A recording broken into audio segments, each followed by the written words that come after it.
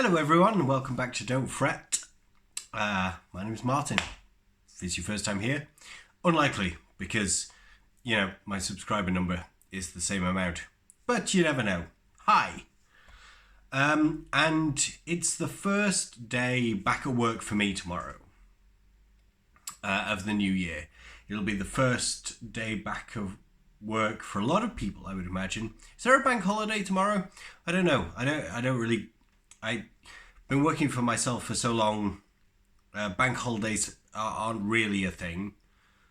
So some people might be working, some people might be working on Tuesday, right? But either way, tomorrow or Tuesday is the first day back at work for a lot of people. And it's this time of year, that kind of like end of year, start of a new year, where we start to look back and think about how much we love our jobs, whether we want to stay in our jobs, whether we want to look for a new career path, whether we want to look for a new team or a new manager or a new boss or an increase in salary or whatever it might be. We start to kind of think about new ways of working. And I know this is going to sound a little bit disingenuous coming from somebody who's had their own business, but long before I had my own business, I was looking into what career pathing looked like, and I interviewed over 100 leaders that had gone up the ranks through VP to CXO to different kind of levels of the C-suite and boards and things like that, and I interviewed a lot of people on this trajectory.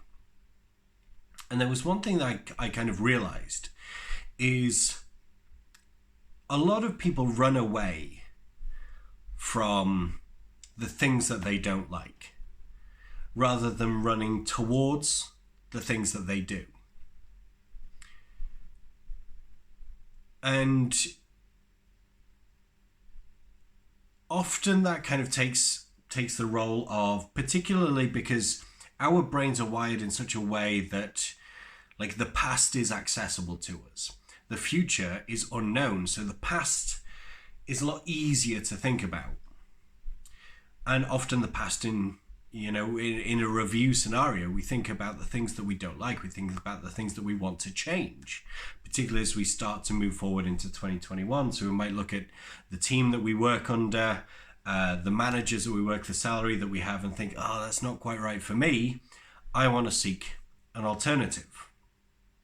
And I remember when I first quit my job to start my own business, I didn't like where I was working. I didn't like what I was doing. And at this time, I didn't realize having my own business was an option for me.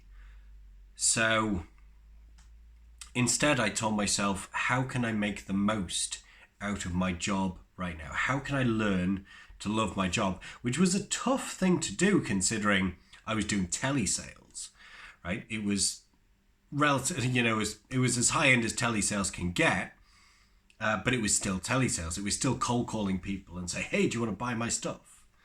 And it's not exactly a job that is met with excitement for a lot of people. I don't think anybody, when they were a kid, said, oh, I would love to be a telesales person. But I didn't know what else was available to me, so I decided I was going to make the most of what I did have.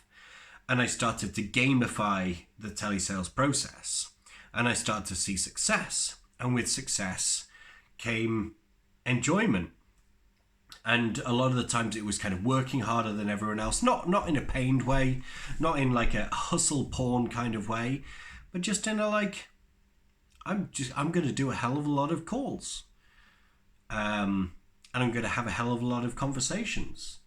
And I didn't try and make a sale. It was very much a case of, I'm going to try and give the other person on the other end of the phone a really good experience.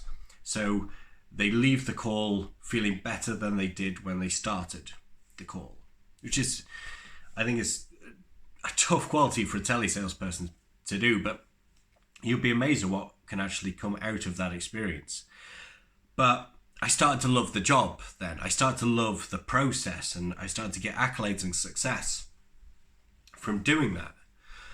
And then I saw an opportunity because I designed a new way of doing things in my head and on paper. I was like, oh, I actually want to do this for myself. And so I quit my job to do this thing that I designed. And the difference, every other job that I'd switched from before was because I was moving away from something that I didn't like, rather than being called to something that I did. So at the time, it felt like a mini upgrade. It's like, well, it's not really what I want to do, but it's better than the thing that I was just doing. So you're perpetually running away from the previous thing.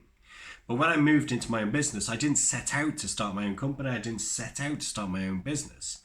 I simply fell in love, found a way to love the job that I was doing.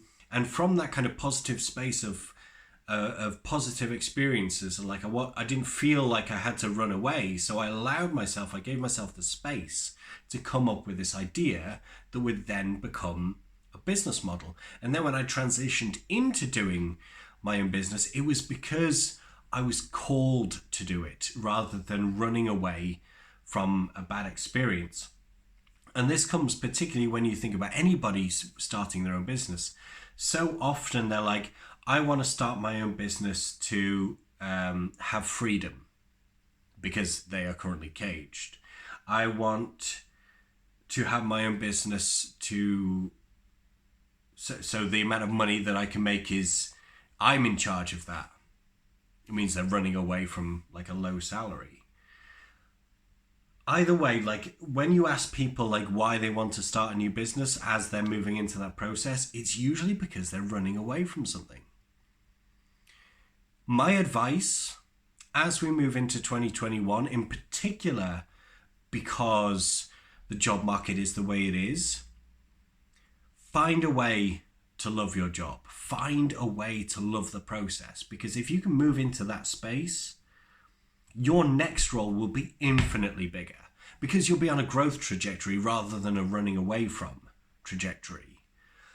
And if there's I might see if I can find it and put it as a link in the description here. But there's videos on YouTube where you see people working fairly mundane, what we might consider mundane jobs, and it's these clips of these amazing people doing these perceptively mundane jobs, but they found a way to proper master it. Holy smokes, that guy's stacking that thing incredibly. And one of them's like a window cleaner. And he's just got he's got two things and he's just going, he's got music on and he's dancing to it. It looks like he's having a good time doing window cleaning. I think it's at an airport. If you can find a way to kind of gamify and put yourself into a proper kind of learning mindset, you can get better. With getting better, you'll find success. You can find enjoyment at anything you want. And if you do that, your next role, your next job, your next career, your own business will be infinitely better because it's done from a place of growth rather than running away. Move towards, not away from. And that's the key. But that's it for me for today. Don't know where that came from, but it's Sunday. And I'll see you tomorrow for the launch of The Man Cave. See you then. Bye.